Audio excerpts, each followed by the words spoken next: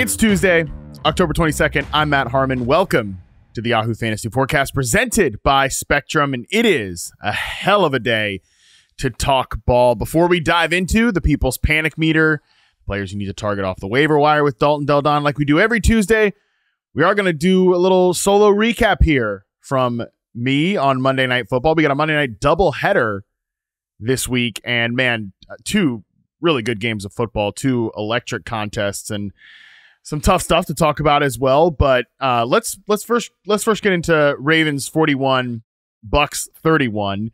If you watched this game, it did not feel that close. It was not that close of a game. The Ravens were leading this game with about 3 minutes and 49 seconds left. They were up 41-24.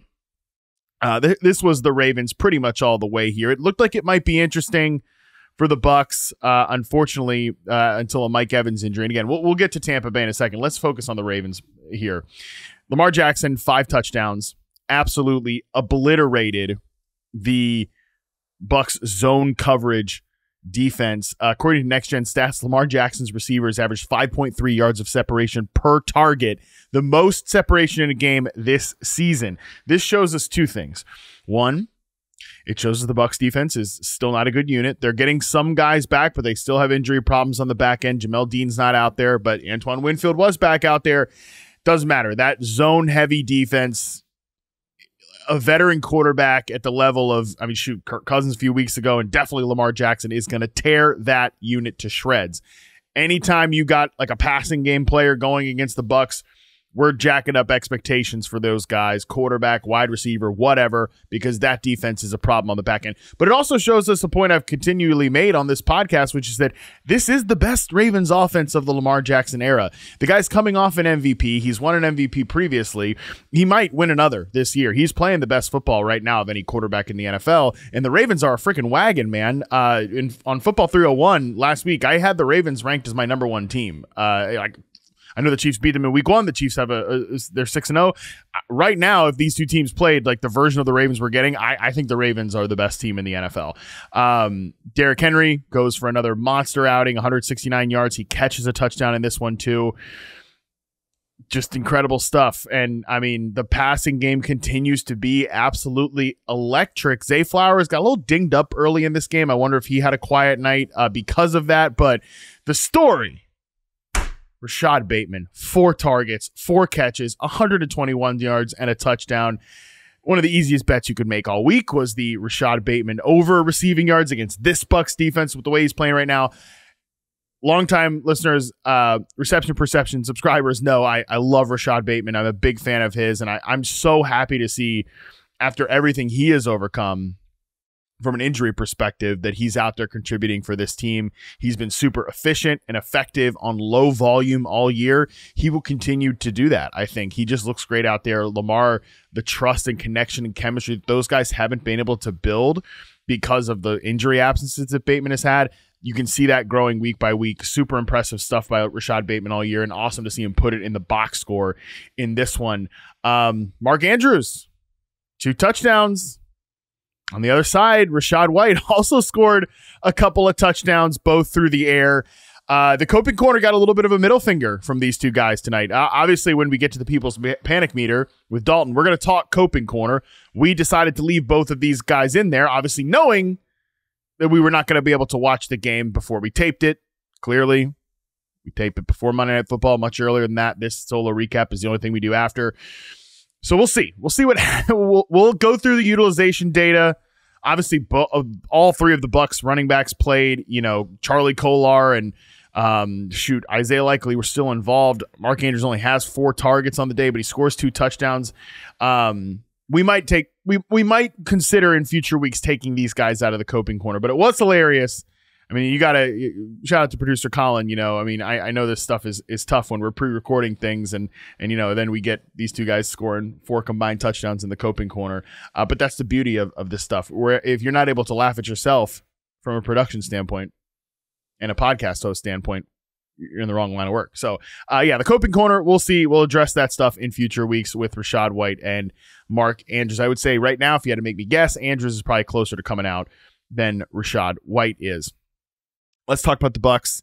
Another monster passing performance, obviously in the box score from Baker Mayfield, 3 touchdowns, 370 yards, but 2 interceptions. And look, this Ravens defense, you can throw on them, but it certainly felt like the Bucs lost a lot when Mike Evans, who caught a 25-yard touchdown, his 100th touchdown, I believe, in the NFL. He joins an elite class of players. Unfortunately, he also re-aggravated the hamstring injury that he has been dealing with. He was dealing with coming into this week.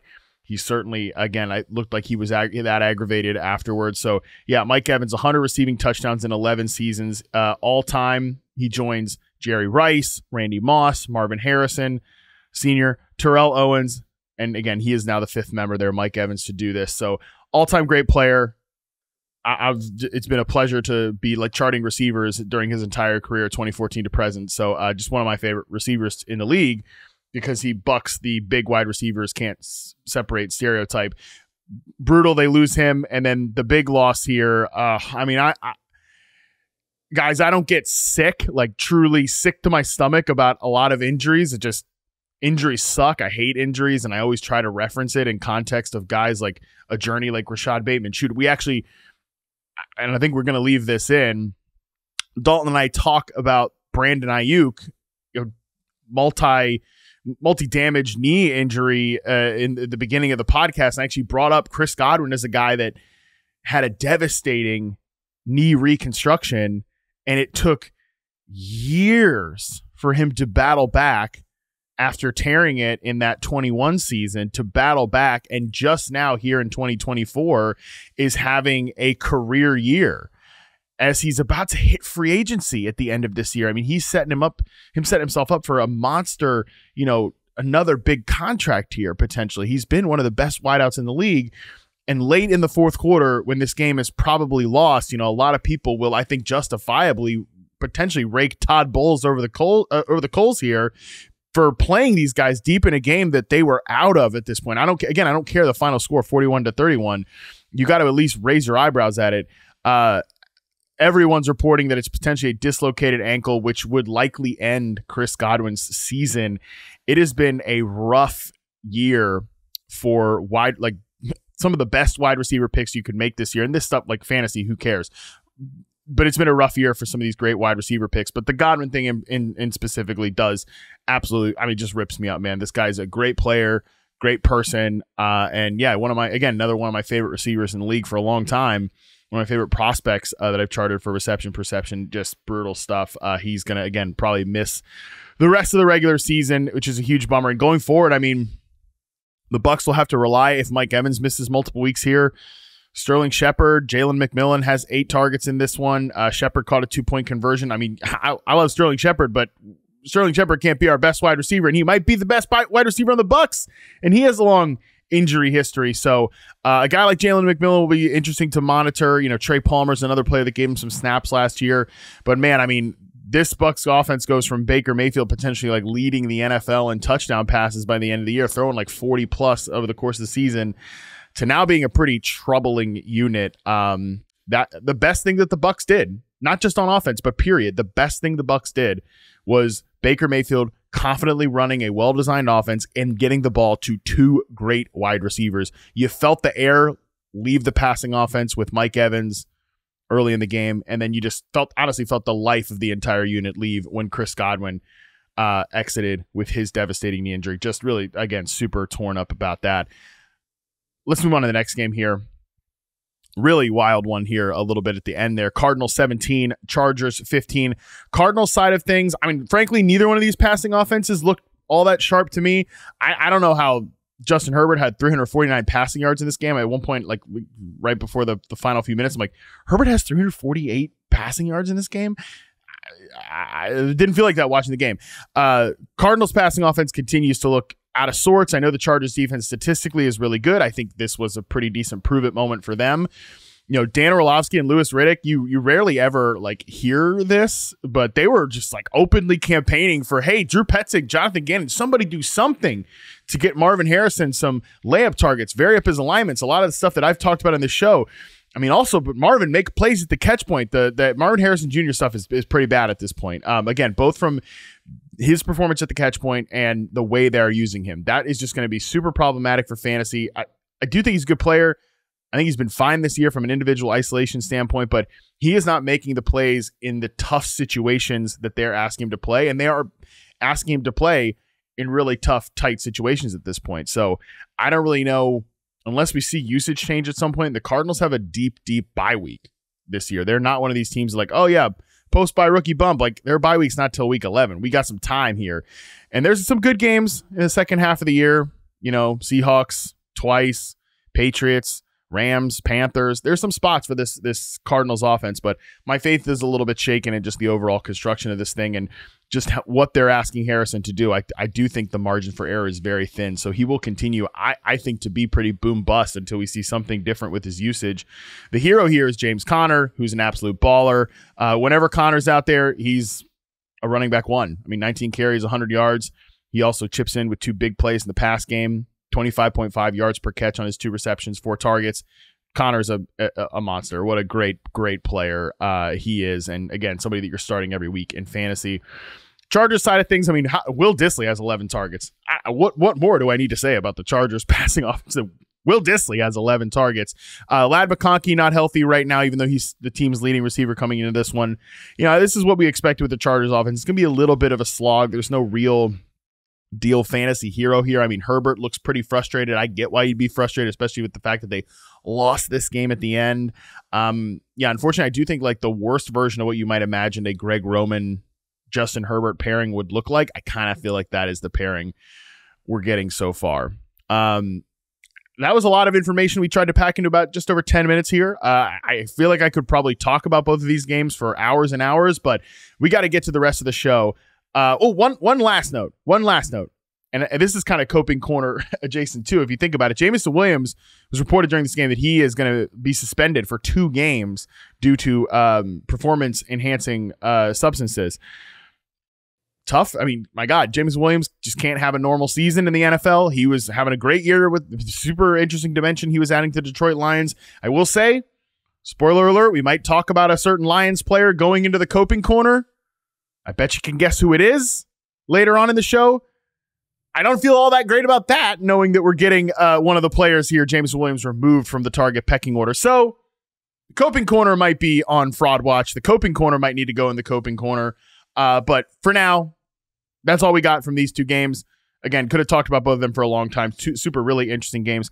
I'm sure Nate Tice and I on Football 301 will do a big breakdown of both these contests. So if you want more, and there's a lot more to say about these 2 games, we will talk about that on that show. But for now, we got stuff to get into here. All right. We got the People's Panic Meter. We got Dalton Del Don. We got your waiver ads of the week. Let's get into the rest of the show here. Joining the show now, as he does here every Tuesday, is my good buddy, Dalton Del Don. Dalton, what's going on, man? Harmon, everyone's writing the obituary for my 49ers. It's down times for the football team over here. But my daughter, Chloe, she won the cross-country finals event Saturday. She beat 8th graders. She's just in the 6th grade. She's done 25 races now, won all 25, dealt with a knee injury this year. But Kim, come on, man. I'm fired up, and I promise I will not brag about this again to you after this. But Chloe's better at this than anything I've ever been at in my entire life. And it, gets me from thinking about other things other than my Niners downfall right now. I mean, dude, you want to brag about this at any point, please feel free. Grab the wheel of the show, brag about your kids all you want, especially if you want to keep yourself off of 49ers, depression corner here, because we are recording this at right around 5 p.m. Eastern. And as we hit record, Ian Rappaport from NFL Network reports, as you were talking, as you were speaking just now, that 49ers wide receiver Brandon Ayuk does in fact have a torn ACL, MCL, per sources after the MRI. There also may be additional damage, according to Ian Rappaport. Rap Sheet says his season is over with a long road back for 2025. This is what Coach Kyle Shanahan and San Francisco believed after the game. I mean, so yeah, if you want to talk about Chloe's dominance as a cross country racer, the whole deal, but I mean, much better than talking about that. Yeah, I did not even know that additional news until right now. Thank you, Harmon, for informing me of that. What a rough year for Ayuk. He first the holdout and then the drop passes, including one Sunday downfield. That was a 14-point swing. He drops this ball in the sun, admittedly, but sucks for Ayuk, man. I know you're a big fan of him as well. This looks like it'll be a long road of recovery ahead of him. Yeah, total bummer. But hey, man, this is like, I know Ayuk even said after this whole thing ended, he signed the contract, like maybe he could have gone about it differently with the holdout and everything. But this is why players hold out. This is why when they are up for an extension, this is why they want to do it. Because, I mean, imagine, just from Ayuk's perspective, imagine if he came in, maybe has this bit of a rough start to the season. He's not on an extension. He has a knee injury like that. I mean, dude, obviously you said it, I'm a huge Ayuk fan. Like, knock on freaking wood, cross all the fingers in the world. You just don't know what you're going to be like on the other end of this injury. We've talked about guys like, and again, I don't think, I hope this isn't going to happen to Ayuk. I don't think it will, but guys like a very different level of player, but like a guy like Michael Gallup never got that confidence back, I think, after tearing his ACL. Chris Godwin, who's dominating this year, I'm talking about him, and I know he's playing later tonight as we're saying this, so again, knock on wood, all this stuff. He's having a dynamic season, but it took multiple years to get back after that, like, very complicated ACL surgery. So yeah, this is why when guys, again, whether he handled it the right way or all this stuff, I don't know, but this is why guys do this. This is why they hold out to get paid when the moment strikes. Yeah, no, that doesn't make you feel any better, bringing out these receivers that took multiple years before they returned to their old selves. But yeah, I hear you about Ayuk. I'm happy for him that he got paid before this devastating injury. But man, it sucks. It's going to be a while before we see him like he was. Yeah, I mean, who knows? Again, I've definitely done some research with reception perception that the years after guys tear their ACLs, like even if they're back and they're productive, some of their man coverage success rates do tend to drop, which is a bummer. And hopefully that's not the case for Ayuk, because we know that's that's his whole game, is beating man coverage. And it's a dimension that this offense is going to struggle with the rest of the season. We will talk about some 49ers receivers in the waiver wire portion of the program. So if you want to know what this room might look like, we will discuss some of those guys in our waiver wire segment at the end of the show. But for now, let's try to move on from that. Let's think about Chloe's dynamism, and let's move forward with the rest of the show. And not to happier stuff, because let's fire up the post-week 7 People's Panic Meter. Would you say it's time for everyone to panic? Yes, I would, Kent. Oh my God! Okay, it's happening. No! Wait! Everybody stay calm. Everybody stay calm. What's the procedure? Stay calm. Reminder, how we do things here. We're trying to sort these into categories of 4. No panic, some panic, total panic, and coping corner. Dalton, before we take the people's submissions here coming out of week 7, let's talk about who is in the coping corner. We've got the LA Rams. We've got the Mark Andrews. We've got Tank Dell. We've got Keenan Allen. We have the entire Browns offense, Calvin Ridley and Rachaad White. Obviously, some of these guys, Mark Andrews and Rachaad White, we have not seen how their games are going to play out. But do you want to take anyone out of the coping corner, or are we fine with all of these options here? Just a couple nitpicks.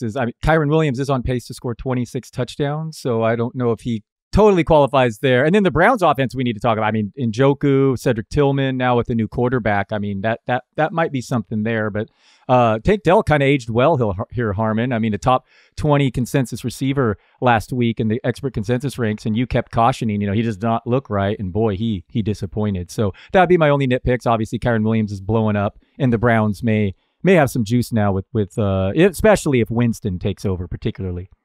Yeah, I need to see a week of the Browns offense with if it is even going to be Winston, right? I know right, DTR might right. end up being the starter, even though he's dealing with an injury. So if I had to guess, I think it will be Winston. But I feel like I need to see a week or maybe 2 before we take the Browns offense out.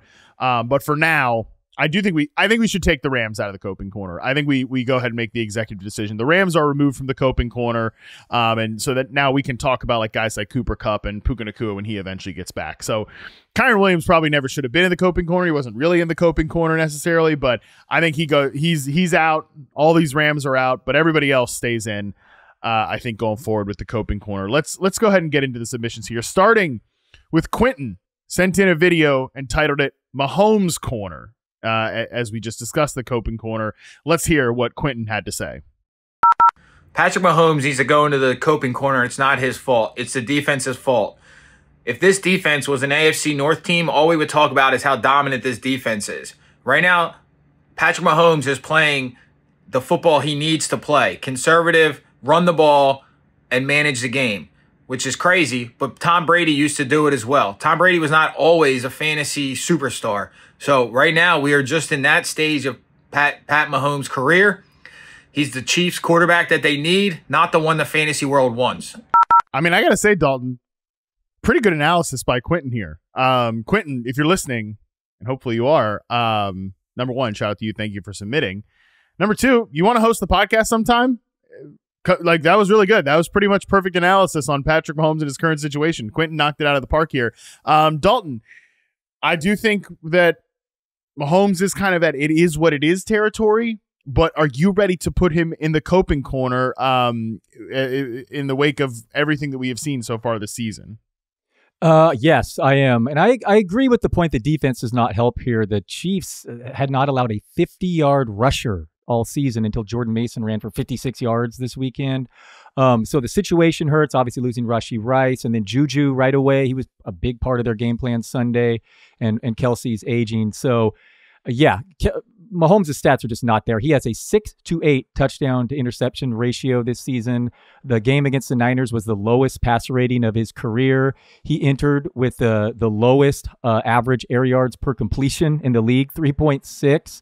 In 12 games since their bye last year, Mahomes has been the QB 14 or worse in all but one game when he finishes the QB 9. So he hasn't finished QB 8 or better in his last 12 games. It's wild that he's the current favorite for the NFL MVP, Harmon. He's 21st in TD passes, leads the league in interceptions, 15 in pass yards per game, 23rd in passer rating. This Mahomes, he runs during the big games as we see, but he's not going to typically provide too much there. So fantasy stud Patrick Mahomes it's just not going to be the case this year. Yeah, I want to remember that the original point of the coping corner is basically that we're not saying this person's toast or it's done or whatever. It's just that we are reckoning with what they are at this point. Like, we're no longer panicking because this situation just is what it is. That was the original purpose of the coping corner when Andy and I kind of came up with it on last year's podcast. And I kind of feel like that does fit Patrick Mahomes. We got another email from, I think it was Kevin, who talked about, like, Geno Smith, Jared Goff, Drake May, all those guys were available for Kevin to pick up instead of starting Pat Mahomes this next week against the Raiders. And I kind of feel like, yeah, I would definitely rather play Jared Goff at this point than Pat Mahomes. Maybe that ages poorly at some point. Maybe they make a trade for a wide receiver. I don't know who that guy could be, but maybe it changes around. But for now, I do feel like, yeah, we're past panic with Pat Mahomes. Like, it just kind of, it is what it is territory with who he is as a fantasy quarterback. And right now, I will say, yeah, Quentin nailed it with the fact that this defense, like I charted Ricky Pearsall this morning against the Chiefs secondary, and that secondary is just suffocating. It's such a good unit. Chris Jones is having like a defensive player of the year type of season right now. Yeah, Mahomes can do like kind of a mid-career Tom Brady impression, and I think that's totally fine. And no one wants to hire Steve Spagnuolo. How did Brady pronounce his name? It's frustrating. So the Chiefs just have coordinators that don't want, Niners, they'll do well. They'll coordinators leave every year, but doesn't happen for Kansas City, who dominated them in the Super Bowl. And L'Jarius Sneed, that's what I was going to say. L'Jarius Sneed, do you realize that like he's been awful on the Titans before suffering this injury, and the Chiefs meanwhile don't lose a thing. So I don't know if it was scheme or what, but whatever, this Chiefs defense is so awesome, and it's so true. If they didn't have, the GOAT at quarterback, they'd get more credit. But I mean, they led them to a Super Bowl win last year. They're undefeated with horrible quarterback, or at least on the stats, but quarterback performance, 6 touchdowns, 8 interceptions on the year, and the Chiefs are the lone remaining undefeated team. I mean, this defense is legit. Yeah, I think Mahomes is just a perfect candidate for the coping corner. So I think we go ahead and we move him into the coping corner. Again, it doesn't mean you can never play Pat Mahomes again, or it's over for him in fantasy this year or whatever. And obviously he's the most accomplished, definitely the most accomplished quarterback in the NFL right now, the greatest quarterback in the NFL right now. This team would not be undefeated if he was not their quarterback. But yeah, no question. No one's questioning that. He'll win. He'll make amazing plays in the playoffs and win again this year too. But as the producer Colin's pointing out, the Yahoo Fantasy tweeted that out. Russell Wilson had more fantasy points through 3 quarters his first game than Mahomes had in a game all year. I mean, it's against the Jets, an awesome secondary. Yeah. I mean, it's a wild fantasy season like it is every year. But yeah, Patrick Mahomes, the number 1 drafted QB in many leagues, is in the coping corner, meaning it is what it is. He's around the QB 15 type guy each week. All right, let's move on to the next one. This is also a quarterback one, and this comes from our good buddy Mark Sewell, who sent in this note on Anthony Richardson. Gentlemen, owner of Team Mark here, otherwise known as Leatherette. Firstly, need to apologise to Scott for losing all of his savings on my team. But, my man Dalton, our boy AR, is it time to cut bait? I don't want to do it. I see so much upside, but 50% of his passes not being caught? My league mates are just killing me at the moment. What's a man to do? Thanks, guys. Appreciate it. All right, Dalton. Unfortunately, I feel like I have to ask you this every week, but what is the state of the union on Anthony Richardson? We have a few things to discuss here with my guy AR. For one, Harmon, it does appear he has like the yips on short to intermediate passes. Like something's wrong here. They're wide open. It happened again.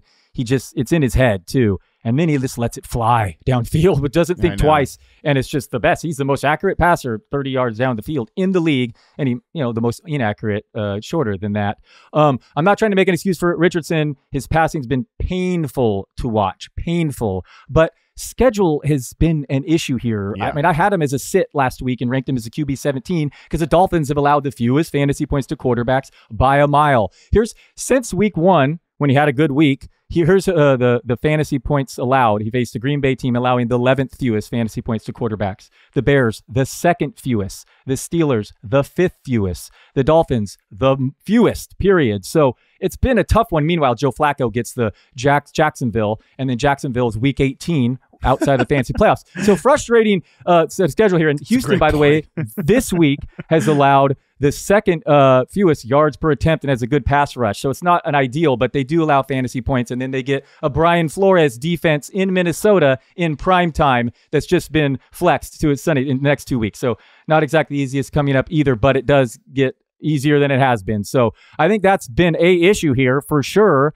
And the other is he going to eventually get benched if he can't complete, these intermediate passes? Steichen came out after the game and said, part of this is my fault. There weren't any players open. I need to scheme better. And he weirdly didn't have any designs the first 10 plays. I think he thought Flacco was still QBing. And then he ran like crazy against the defense that had been shutting down the run. And, all those carries inside the red zone are going to eventually lead to rushing scores from him and not Tyler Goodson. But yeah, it's been ugly and he hasn't produced since week 1 and looks like a fantasy bust right now. Yeah, and the schedule doesn't lighten up. Like you said, they get the Bills, the Jets, the Lions, the Patriots in week 13 is probably the best one. And then they get a late bye in week 14. Broncos, Titans, Giants. There's a lot of just tough spots the rest of the way for the Colts. I'm not ready to – I don't know that I don't know that Richardson is a coping corner candidate, but he is somebody that is a total panic candidate to me. I wouldn't. Yes, because we don't know what's happening here. There's a wide range of outcomes still here. Unlike at least I think with Mahomes. I mean, Richardson could get hurt again right away. He could get benched just for poor play.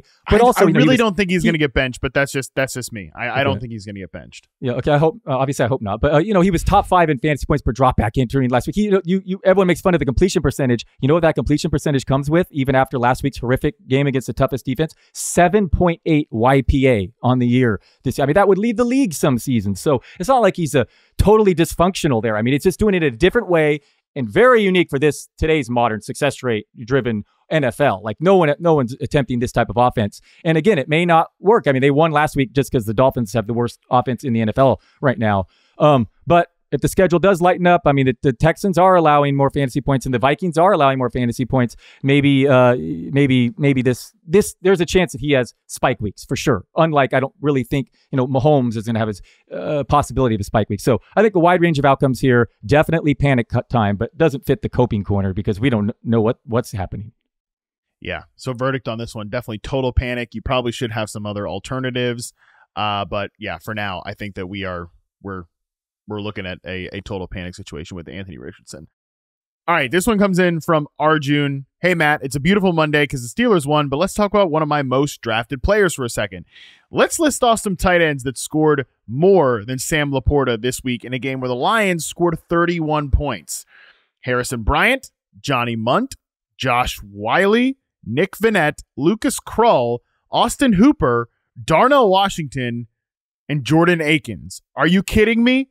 I'm ready to stash him in the coping corner. No, actually, let's stuff him into the loser locker because this might be the worst pick I've ever made. Sincerely, Junebug. Sam LaPorta, of course, was the tight end 1 overall in preseason ADP. He's the tight end 18 on the season. Now, Dalton Del Don. Is Sam LaPorta a coping corner candidate? Yes, because this looks to be he is who he is this year. We have a big enough sample now. LaPorta really will go down as one of the bigger fantasy busts just because it wasn't an injury. The situation stayed the same. Drafted as the number 1, early drafts. He was going the second round, third round. And last week in a pass funnel matchup against Minnesota, couldn't get it done. Goff is getting 11.9 YPA over the last 4 games with 9 touchdown passes. LaPorta has 4 games this year with a sub 10% target share. He had 1 game all of last season with that low of a rate. David Njoku saw 3 fewer targets Sunday than LaPorta has seen this season.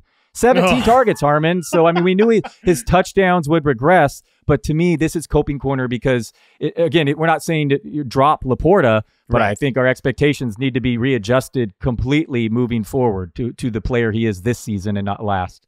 Absolutely. Clear-cut coping corner. Not loser lane or loser locker or whatever. That's a little harsh.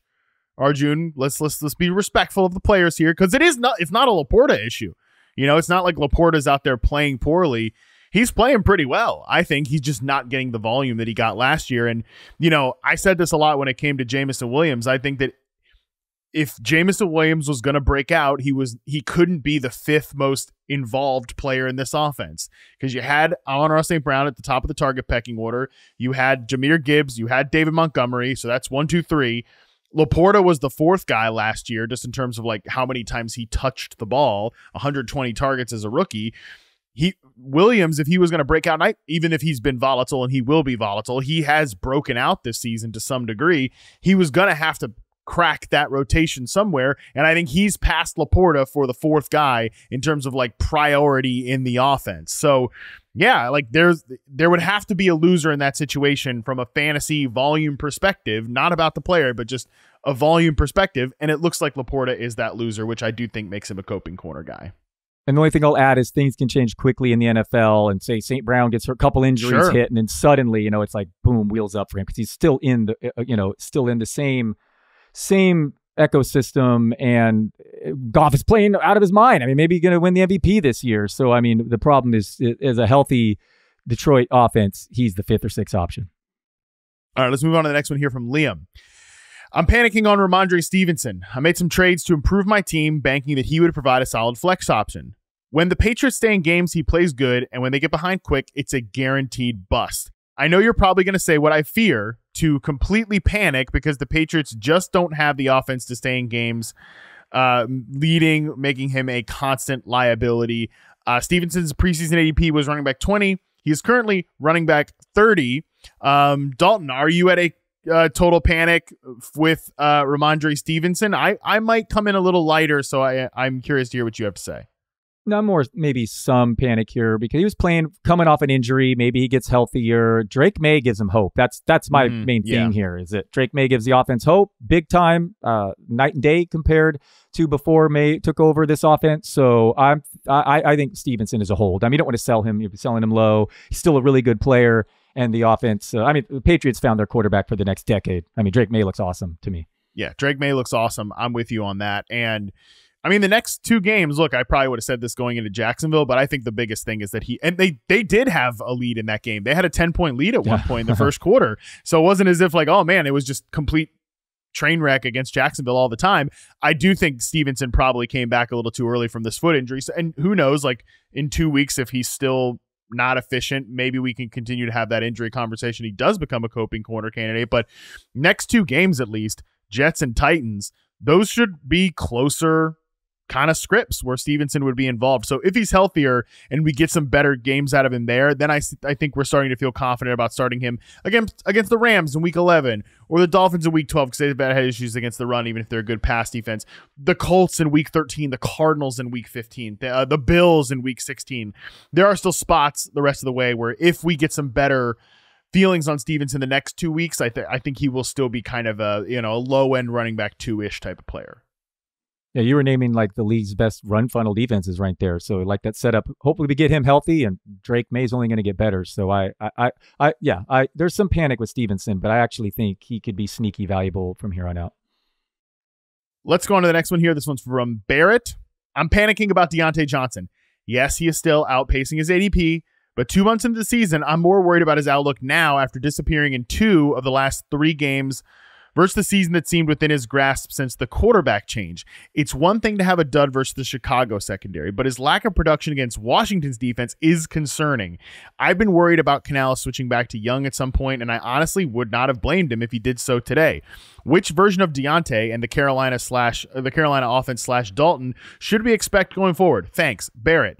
Diontae Johnson, preseason wide receiver 33, and as he mentioned, he is outpacing that ADP, currently wide receiver 17 in points.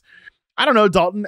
It was kind of funny to me that as bad as Andy Dalton was, and I believe his 3.2 QBR was the worst performance of the season. I saw someone tweet that out, and they get the damn Broncos next, and that was a very beatable Washington defense that they just played. And still, Monday morning, Dave Canales was like, no, I'm completely committed to Andy Dalton. Like, he is my guy. They seemingly do not want to go back to Bryce Young at all, but I would imagine it's at least a conversation they're going to have at some point if Dalton doesn't play well. One thing I'll point out, Lord Reeves tweeted, the past 4 QBs to face the Commanders have scored fewer points than their average entering the matchup. Their defense is quietly improving a little bit. That said, Jonathan Allen was out. Their other defensive end was out. Yeah, it's crazy. And it was an ugly pick 6. So, I mean, I'm not going to defend him too much there. But yeah, you pointed out the main issues I wanted to say. That Canales said Dalton is our guy. But and then they face Denver this week, so that's a tough one for Diontae. Also, he picked up a rib injury in, was it Thursday's or Friday's practice to go along with his ankle and hamstring or whatever. There were 3 different ones, and the rib one looked particularly kind of cumbersome, and that might have affected his performance this week. But the guy's tough; he plays even without practicing, and it does matter though if the quarterback switch here. As poorly as Dalton has played, we don't want to go back to Bryce Young. Yeah, they don't. Broncos week 8, Saints week 9, Giants week 10 before their week 11 bye, and then they come back and they face the Chiefs. There are some spots here late in the season where Diontae would be good. Also, by the way, he's a guy that might be on the trade block. You never know. I think it would make sense. I think it would make sense at some point to consider him, as a trade option, just because this team is going nowhere. Can they get something for him? At the same time, I could see them wanting him to stick around for their next quarterback and be his number 1 receiver because he's played great for them so far. And I think it would be just kind of a tough look if it's like, yeah, we're just selling any of our good players at this point. So I don't know. The Panthers are terrible. They're an awful team right now, like truly an embarrassing NFL product. But I don't know, man. I don't know.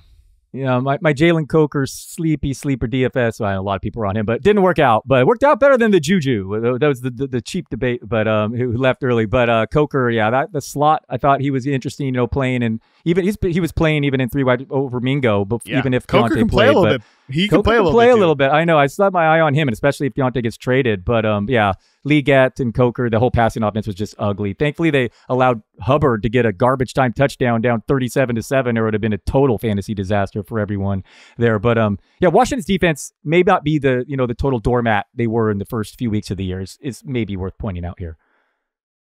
So I don't know. Are we at like no panic, some panic? Definitely not total or coping for Diontae. Some how poorly Dalton's played, and the chance that Bryce Young returns to starter. So I'd say some. All right, cool. Next one we'll move on to is Zach. I'm getting nervous about Jayden Reed. He's been dealing with an ankle injury, but 38 yards over the last 2 games combined is still rough. Is there a chance he becomes more of a matchup-based start-sit decision going forward instead of the consistently top 24 ranked auto start that he has seemed like through the first handful of weeks? Preseason ADP, wide receiver 35 for Jayden Reed. It's currently a top 12 wide receiver, that's for sure. Dalton, we talked about this with Jayden Reed last week, and I kind of feel similar to what I said last week. Yeah, so if we gave Jordan Love a full season's pace, Harmon, he'd have 51 touchdowns, 27 interceptions. I mean, that's a fun fantasy season. That's there, football, just throwing it around. Exactly. I just want to hear you talk about this situation. We did talk about it last week, and you looked at the usage this week, with Wicks back and Watson there. So great player.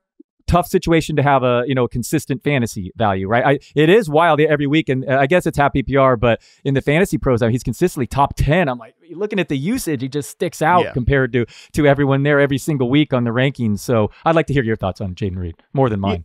Oh, yeah, he's wide receiver 10 in points per game right now is Jayden Reed. He's wide receiver 5 in overall scoring. And that's with Malik Willis starting twice too. Right, right. So the thing with this is, like I said last week, overall, like quick and dirty take is I don't think he's wide receiver 5, like in rest of season rankings, but I think he will still beat wide receiver 35. And I know it's not all about beating ADP or whatever, like the Upside Bros will be in my mentions about this. But I think he's somewhere in the middle of that. So yeah, if people in your league value him as a top 5 receiver, like sure, maybe he's a sell high, but I still think he will be, I think he will be a consistently top 24 ranked player that you're starting every single week. But here's the deal, guys. Like, if you're starting him every single week, you're not expecting just top 24 production every single week. It just does not happen at the receiver position. Who is that guy? Like, who is that player other than, I don't know, like, nobody. There's nobody at the receiver position who does that. I'm looking at like the top 4 receivers right now, like Jamar Chase, Chris Godwin, Drake London. Like, we remember week 1, Drake London caught 2 passes for like 11 yards or something. Like, nobody does that. Jayden Reed's not going to do that. He's going to give you big weeks. He's going to give you slow weeks because, as you mentioned, you look at the usage for all of these receivers, and I did post this and along with the True Media stats this morning. They have other good players. Like, he's not going to be consistently funneled the football. So yeah, his overall scoring is outpacing his usage. And I think that he's going to have to live on that efficiency, which means it's going to be a bumpy ride.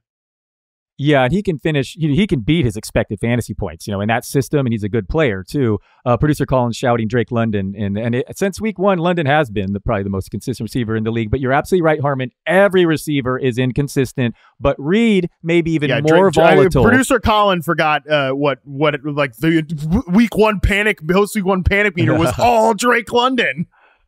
Yeah, that's true. It's true, but he's going to be. Reed could be even more volatile than the other receivers just because of his usage. Yeah. He's not looking at 8 to 10 targets each week. He might get 2 carries, or he might have an explosive play. So he might have more spike weeks and more the downs will be lower.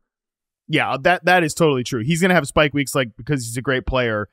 But yeah, a 2 catch 10-yard game, which again, I just said Drake London did that in week 1. So I'm kind of talking out of both sides of my mouth here, but Cousins couldn't even function then. I mean, I'm throwing that one out. Like, since Cousins could function, as out of the not pistol every time, he's been pretty awesome. But maybe that's just a convenient excuse to throw that game out. I'm not here to talk down on Drake London. Sounds like you're a London hater. Yeah. Oh, get the hell out of here.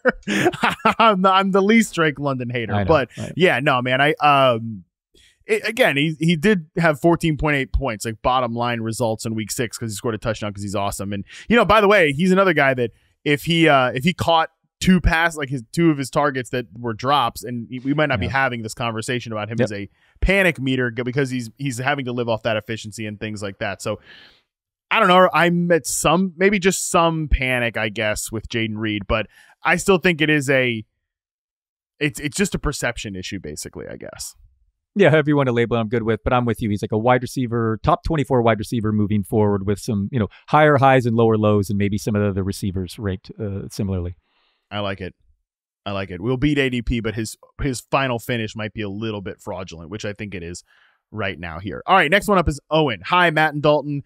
Might be weird timing given Tua's impending return, but I'm panicked about Waddle and, to a lesser extent, Tyreek's prospects even after Tua gets back on the field.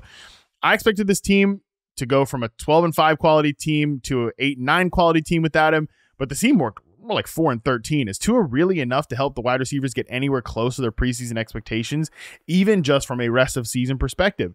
To talk about some of those expectations, Jalen Waddle was wide receiver 19 off the board in drafts this summer. He's currently the wide receiver 68.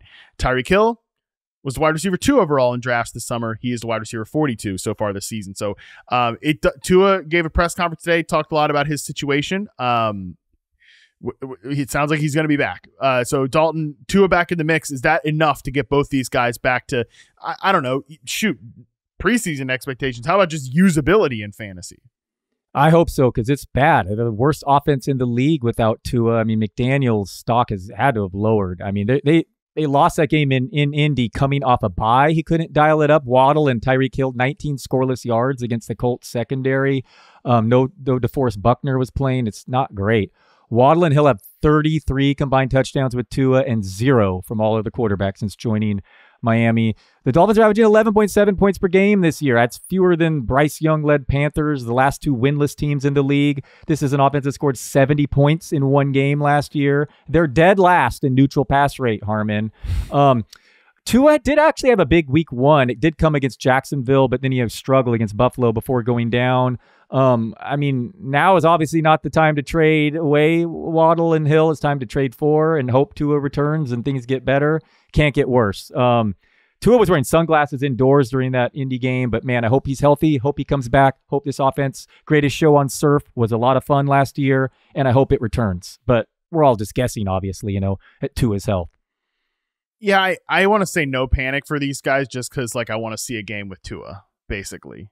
If we get another rough game with Tua back there, week 1 wasn't pretty. His week 2 output before the injury wasn't pretty either. I do have real concerns about where we're at with this Dolphins offense, even once Tua's back there, and what's up with the whole Mike McDaniel thing. It's been on my radar, remains on my radar, but from a fantasy perspective, I think Tua back there should just keep the ship afloat. We'll just see if it can be a cure-all, which I'm not 100% confident in.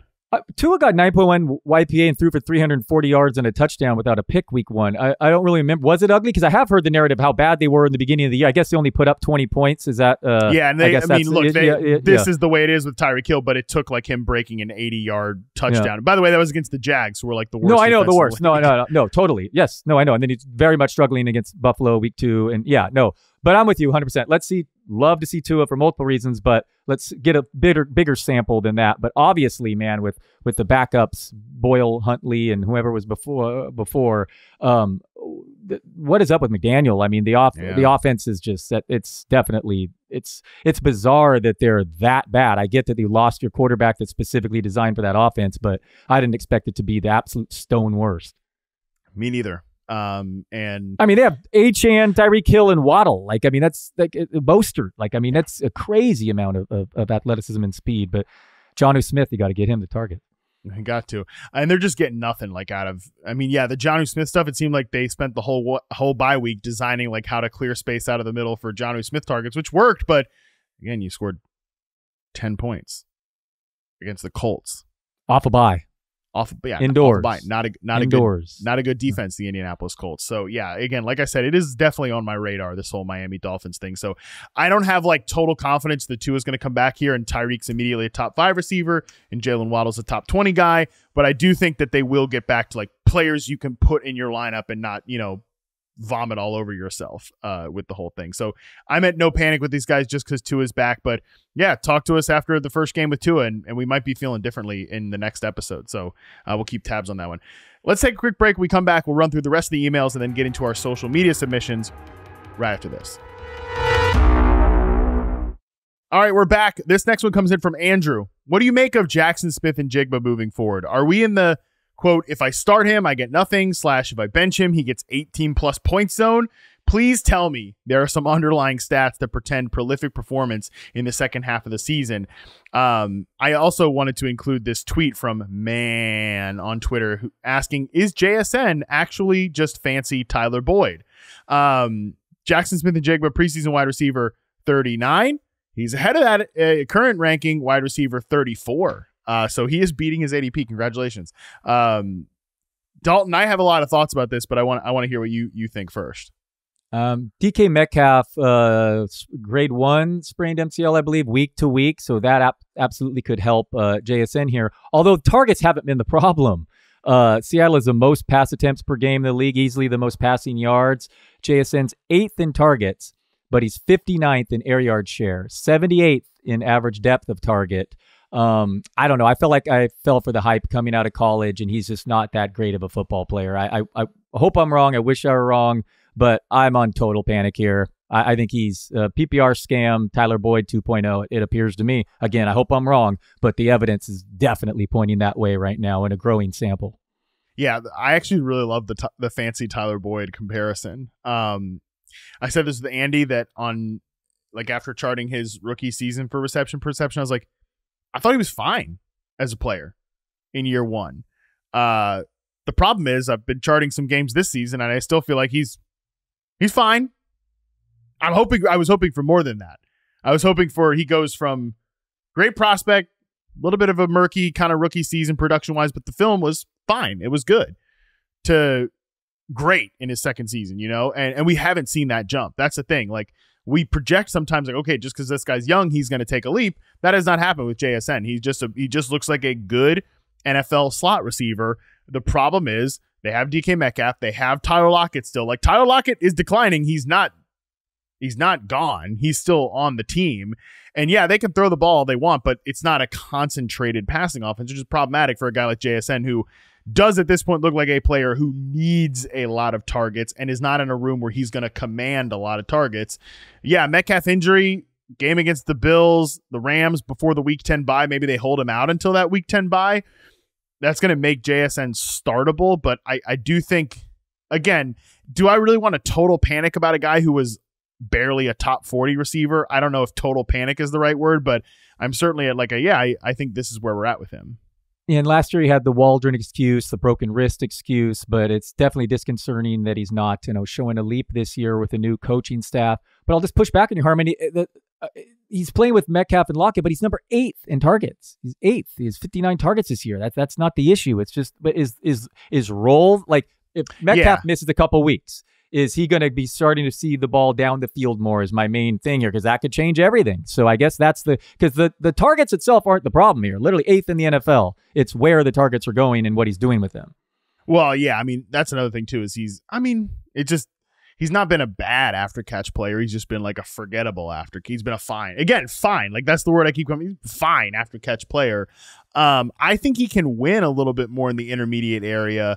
But yeah, all of his routes are basically like, I'm looking at what I've charted. A lot of it's concentrated on like curl slants and flats. So, are they going to let him loose a little bit downfield? Because I think he can win there a little bit. But as an NFL offense, you're never going to say like, all right, from a route concept standpoint, we have DK Metcalf and then we have JSN.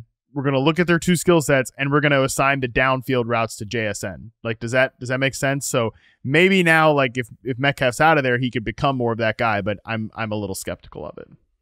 Yeah, too bad DK got hurt. He was on his way to big 99 yards before halftime and nearly had a second touchdown the first half. Terrell just tipped the ball right. It looked like a drop, but Terrell just tipped it and didn't have a catch in the second half and now dealing with a knee injury. And that changes things with JSN. I was going total panic. You want to make it more some panic, especially if there's a expanded role in the next few weeks. Let's see what he can do with it. Yeah, I'm fine going total panic with you. I just like, again, it's just always weird about like this guy who's a wide receiver 3 drafted player. Like, are we really panicking about it? I don't know. But from a dynasty perspective, if you like took him top 3, like you might be freaking out a little bit about that level of investment there. So I guess, yeah, in that case, we'll do total panic just because of the dynasty nature of the whole thing. All right.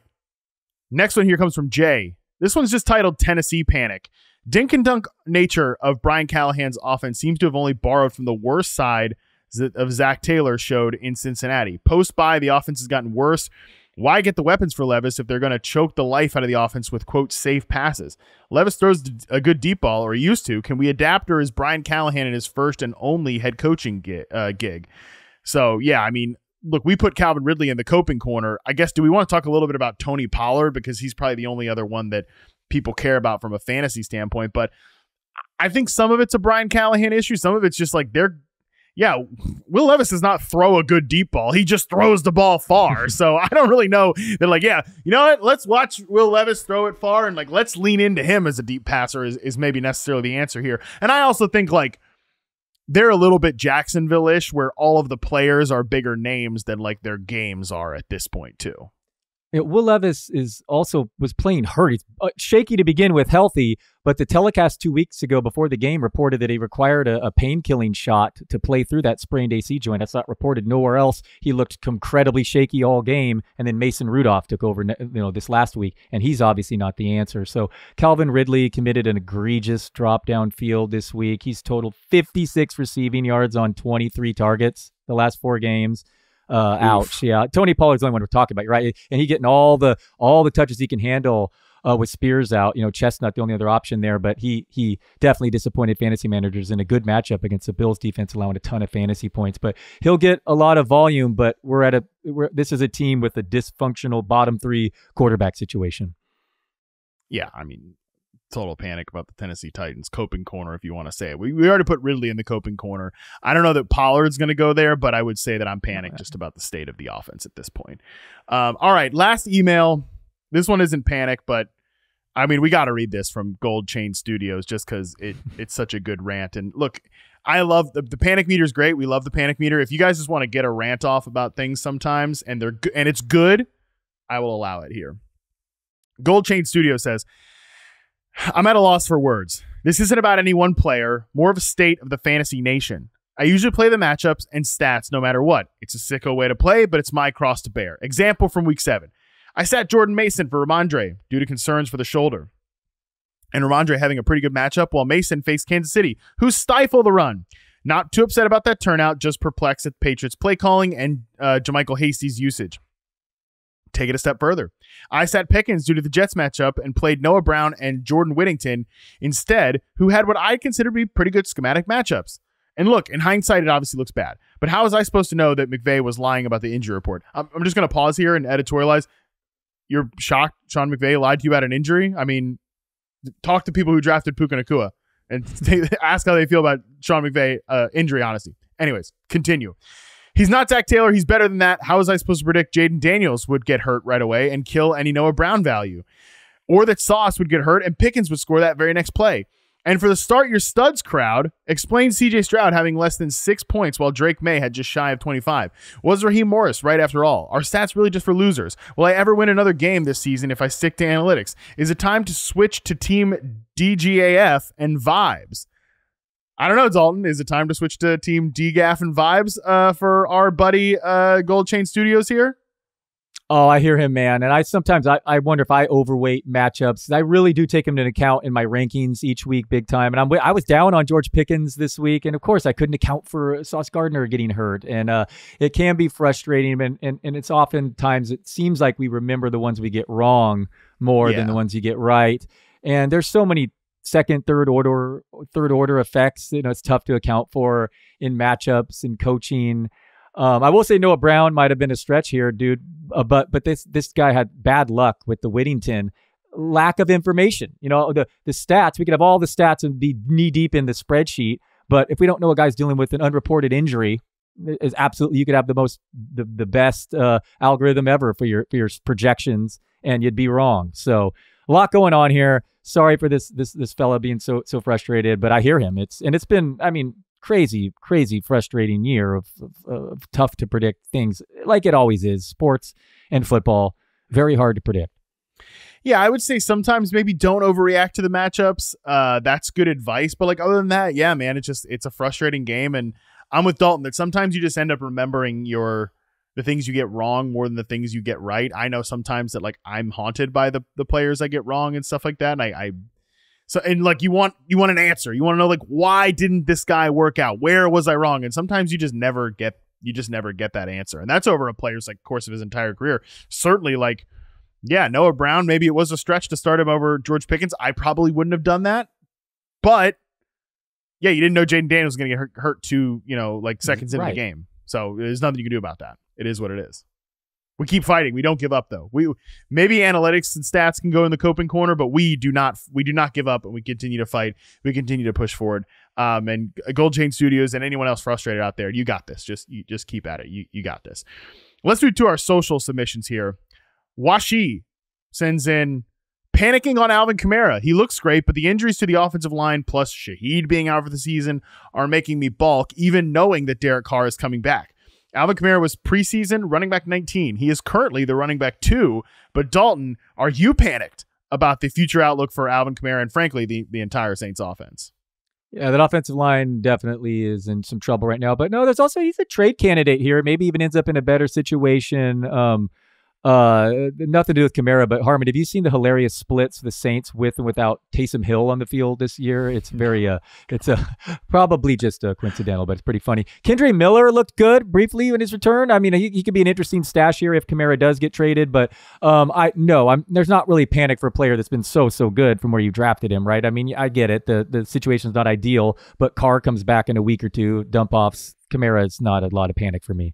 Yeah, hopefully the offensive line gets healthier too, or he is traded. I will say, like, I was compiling, like rookie wide receiver data, and like guys that have run the most routes so far. There's a lot of rookies that have run, 70 plus routes. Only 18 rookies have run 70 plus routes at the wide receiver position. 2 of them are Saints players. Mason Tipton has run the 9th most routes among rookie wide receivers at 129, and Bub Means at 81 is 16th. Not great. This is a team that could not afford a lot of injuries on the line and in the pass catching department, and they've gotten both of them, which is not good for the offense overall. I think I would be at some panic, Dalton, but okay. I'm not. Yeah, I'm with you that like he's already been a great pick for you, and I don't think he will necessarily just completely fall apart, if that makes sense. Cool. Yeah, I'm cool with some panic, and yeah, Rashid Shaheed isn't returning. Olave's banged up, so yeah, that's not ideal situation with the injuries in New Orleans. Next one's from Golf So Hard. James Cook. Ray Davis looks like he has his job pretty soon. James Cook was running back 13. He's running back 13 right now. So ADP and preseason ranking completely lines up. Are you worried about James Cook ceding more work to Ray Davis? Yes. So Ray Davis only had a 26%, 24%, 24% snap share this last week with Cook returning. But he scored a touchdown and looked good. He's just jumped off the tape the last couple of weeks. I think he's simply going to be too good to not give some touches. But Cook will still be the 1A to Davis's 1B. But yes, if you have James Cook, you're a little bit, not only about full-on panic, but you don't love the fact that his backup looks so good. And this is the team that runs the ball a lot, too. So that, Cook can still get enough touches to be top 20 fantasy back moving forward. So I'm not total panic, but it's not ideal, and definitely have Ray Davis stashed if you can. Yes, 100%. He's still like not that rostered across. I know. I'm going to talk about him in the waiver wire. It's available in 75% of Yahoo leagues still, which is just wrong. Yeah, that is just wrong. I'm with you that I feel some panic is the right level with James Cook here. He's not going to totally go away, but I do think he is not going to.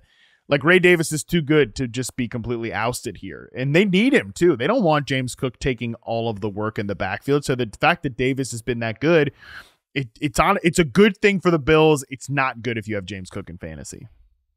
Josh Allen didn't have one carry inside the 5 entering last week, and you figure that will change. But yeah, as producer Colin points out, if he loses red zone work because of Ray Davis, that's not going to help. But he was a top 20 fantasy back last year, losing all kinds of goal line work to Latavius Murray. So I think I think Cook will be fine. Next one comes in from Rob. Josh Downs. Anthony Richardson is killing him. Josh Downs, of course, preseason wide receiver, ADP 57. Current ADP wide receiver 45. I mean, this one's simple, Dalton. I know we said all those things we said about Anthony Richardson. Maybe he turns it around. For now, I don't think you can start a Colts wide receiver as long as Richardson is playing like he is. Well, it's not just the inaccuracy, Harmon. It's 41 pass attempts under Flacco starts, 24 pass attempts under Richardson starts. I mean, 17 different. And this is the bigger sample. I mean, that's just a different philosophy. Richardson also could touchdown equity at the goal line too. I mean, it's multiple reasons that it's a problem for the receivers, but they're borderline unstartable. Certainly in tougher matchups like against Miami. I mean, that was brutal. Yeah, that's just brutal. I just don't think you can walk into a week and like there are definitely going to be leagues where I have to start Michael Pittman or something like that, or maybe Josh Downs ends up being like a wide receiver 5 if you start a bunch of wide receivers, but you can't go in and I don't think you can rank like any of these guys as top 35 options with Richardson right now. Play not just his play, but also like you said, the offensive approach with Richardson. Until something changes, I feel like that just is what it is. Sadly, Richardson, youngest quarterback in the league. Hopefully the future remains bright. But yeah, right now it's growing pains. There's no question, especially this underneath stuff, man. I mean, it's bad. Steichen can scheme him open too. It's a thing. He can scheme these guys open, but Richardson just needs to hit these wide open intermediate passes. All right, last one here. Last one we'll take. Super Tilt sends in CJ Stroud and the Texans offense.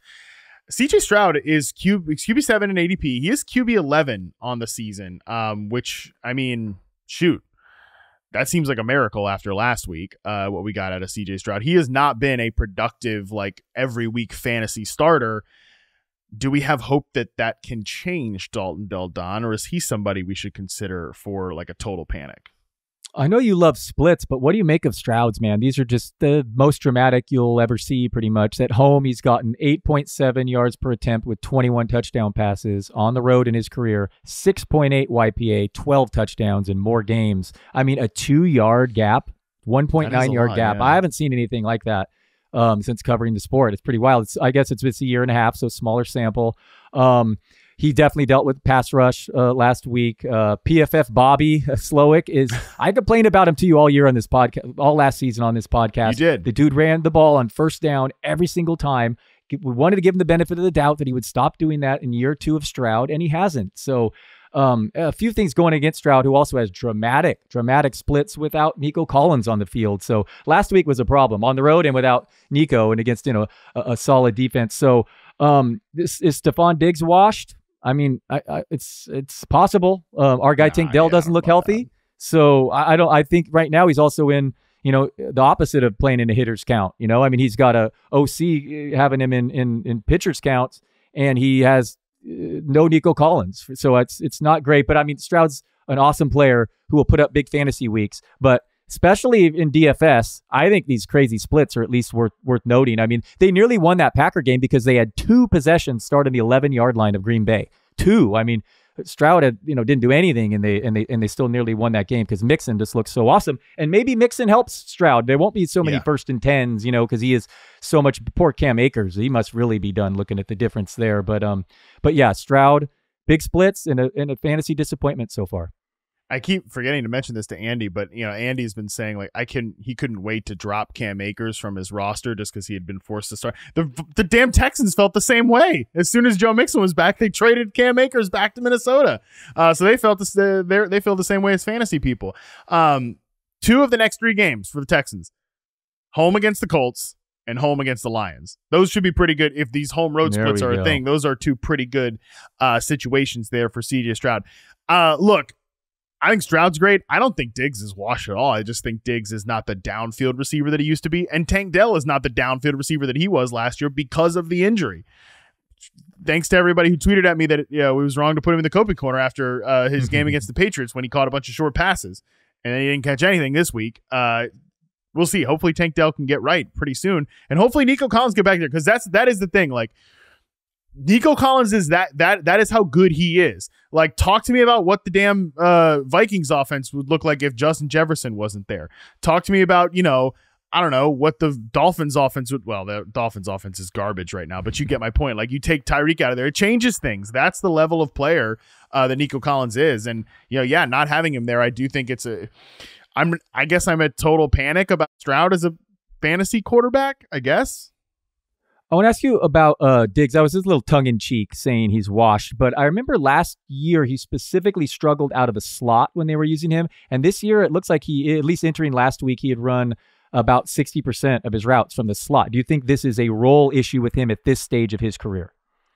Yeah, but they've moved him outside like more now that Collins has been hurt. When Collins was out, they moved him this week. Okay. Yeah. All well, right. and so especially against the Patriots in week 6, like he actually had a really good game against Christian Gonzalez and stuff so when like he's that. Gone out, he has moved. So but the slot might be a problem for him at this stage. Then, yeah, you think maybe because with Collins, was that part of the issue? I just remember looking at his yards per out run last year. It looked like it really fell from the slot, and that was a concern going to Houston. That's where they might pigeonhole him, and that's kind of happened before the Nico injury.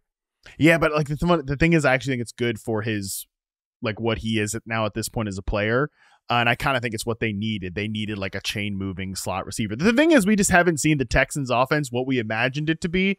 And I agree with you, Slowick was overrated last year, but we also haven't seen this offense like fully loaded really at any point besides week 1. And even then, again, Tank Dell is not himself in that right now. He certainly wasn't all the way back in week 1, because then obviously Joe Mixon gets hurt. And then Nico Collins gets hurt.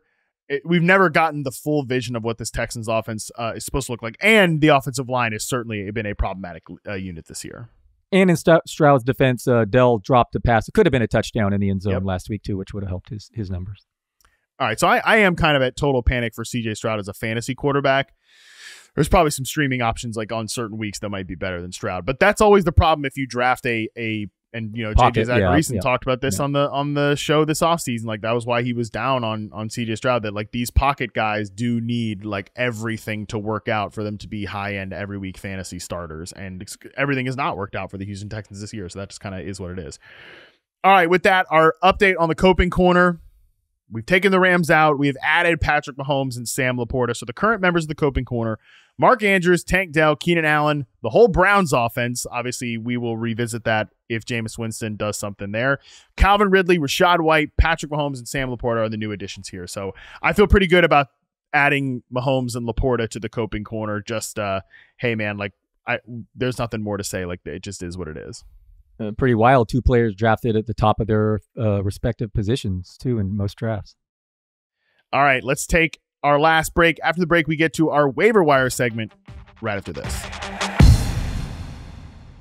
All right, we are back. Dalton, let's dive into it. Let's look at some ads this week. Let's take a look at this week's Waiver Wire Connections presented by Spectrum. Every week, we give you a large, medium, and small priority player on the waiver wire. We've got some pretty, I don't know, week 8's kind of a mid waiver week to me, Dalton. Maybe you can talk me out of it, but give me your small priority player for this week. Agreed. It's a little thinner this week, but interested in Cedric Tillman on the Browns. He saw 12 targets during his first game without Amari Cooper, led Cleveland with an air yard share, 39%. Finished second among all wide receivers in usage throughout the league. Jerry Jeudy had just 1 catch. Tillman had some hype coming out of college, and now Deshaun Watson's out for the season. So especially if Jameis Winston is now starting, Cleveland's passing offense suddenly becomes interesting, Harmon.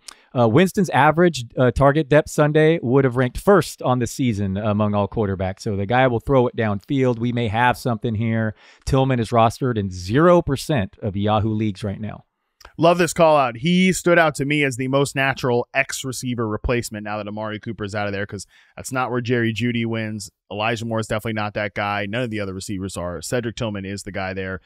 He's definitely an interesting ad. I'm glad that, or I was sad to see that you got to the outline and took Cedric Tillman first, but that's on me to prepare a little bit better, because then I got stuck with Troy Franklin as my small priority player, and I don't know if Troy Franklin's going to do anything, but he's 1% rostered in Yahoo leagues. He is coming off a 50-yard effort against the New Orleans Saints. He ran around on 63.6% of the dropbacks, and it wasn't just like deep shot plays either. It was real base routes, 8.5 average depth of target for Troy Franklin. He obviously has familiarity with Bo Nix, his college quarterback. They have been trying to get him some deeper shots here. So, they play the Panthers, do the Broncos this week. If you are in need of a wide receiver replacement and like kind of you need a Hail Mary here, I think Troy Franklin's at least an option. My medium's Ricky Pearsall, so that I gave you Juwan Jennings, Harmon. So because that absolutely could be the superior option here. But let's go with the rookie who needs to step up now with Brandon Ayuk out for the season. Pearsall led all 49ers in routes run during his NFL debut. Had twice as many slot snaps as any other SF receiver. San Francisco has shifted its offense since CMC is out. 63% of Purdy's targets have gone to wide receivers this season. Number 1 in completed air yards per attempt. Number 2 in passing yards. Pearsall was great against man coverage in college. We see the reception perception profile. That's a real area of need for the 49ers. Slick Rick is available in more than 85% of Yahoo leagues. Yeah, I obviously I'm a big Pearsall fan. It was a mixed review for him in his first game, but like I'm willing to give him some grace considering he was coming off being friggin' shot in the offseason. So I like the Pearsall call there. My medium priority player is another rookie, and it's Keon Coleman, 32% rostered. It's funny. I saw JJ Zachariason tweet that everyone's coming out talking about, wow, Amari Cooper really opened things up for Keon Coleman, and Amari Cooper is actually not on the field for any of Coleman's catches in this game. So, however, it's just nice to see them using Coleman. Like they got him on a couple quick routes, like quicker hitting routes. That's good to see because he was just pure like a shot player for this team. He's not really going to win in that way if he's going to be a high volume guy. And when Cooper is fully integrated, he was targeted on like 40% of his routes in this game. Clearly he's going to be the number 1. That's going to just move everybody down a slot, which I think will be good for Coleman. So I have some faith that he's not going to become the slot player for this team because Khalil Shakir is the slot player for this team. And Cooper is not just going to be a stationary X either. He's going to play multiple positions for this team as well. But I do think in the long run, Coleman being utilized in more ways is good for him. He's definitely, I don't think, ever going to break out truly to be like a set it and forget it player because Cooper is going to be involved. Khalil Shakir went 7 for 7 on his targets. He's going to remain a really high priority player. But, games like Seattle in week 8, Colts in week 10, Chiefs in a high scoring game, potentially. I don't know about him getting open against that secondary, but there will be some spots where Coleman makes sense as a bye week fill-in. My large priority, I'll stick with Buffalo. Harmon, give me Ray Davis. Just a 24% snap share with James Cook back last week. So maybe this is more of just a stash for now. But man, Davis has impressed over the last 2 games. He scored a touchdown last week while playing through an injury. Buffalo is a run-heavy team. Davis could continue to earn more work. He simply just might be too good to keep off the field. And if James Cook were to go down, Davis would have league-winning fantasy potential in an offense that just added Amari Cooper. Davis scored 20 touchdowns during his final year at college. There's just no way he should still be available on 75% of waiver wires. Go get him.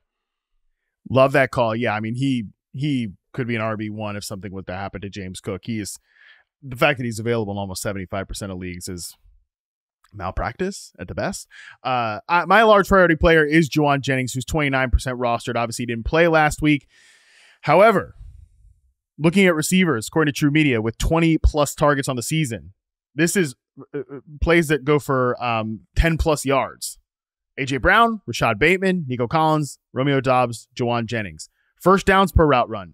Jauan Jennings, 72% of his first downs, 72% of his receptions result in a first down. The guy moves the chains, 2.79 yards per route run this year. He's a really good player. He always has been. He's just been a role player for this San Francisco 49ers offense. So I really like Jauan Jennings. He's going to have to step up here, probably be like I don't know. It'd be interesting to see how him and Pearsall kind of fit in together because I think Jennings is also a power slot player. But I don't know, Dalton. Your guy Jauan Jennings is going to have to step up here, and I do think he is worth a high ad off the waiver wire. No, I like it. Like I said, Purdy targeting his receivers more than ever. Ayuk out. Jennings already has the number 1 fantasy week, too, when he got an opportunity earlier this season. He's a good football player. So, like I said, Jennings might even be the superior option to Pearsall. But I think both these guys need to be added and see what happens with these vacated targets.